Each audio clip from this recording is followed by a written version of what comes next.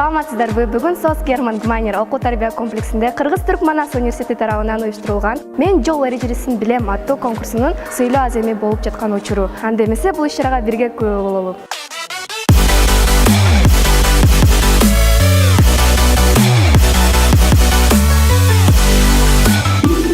Үстүбүздөгү жылдын 24-январында SOS German Gmeiner окуу тарбия комплексинин 1-8 классынын окуучуларынын арасында "Мен жол эрежелерин билем" темасында өткөрүлгөн сүрөт тартуу жана дил баян жазуу конкурстарынын жеңүүчүлөрү аныкталды. Окуучуларды сыйлоо аземине университетибиздин ректору профессор доктор Себахатин Балжы жана проректор профессор доктор Анварбек Мокеев катышып, жеңүүчүлөргө грамота жана белектерди тапшырды. Жол эрежелери темасынын алкагында даярдалган 200га жакын сүрөт жана дил баяндардын арасынан эң мыкты 24 эмгек сыйлыкка татыктуу болду. Ошондой эле ар бир окуучуга таттуу белектер таратылды.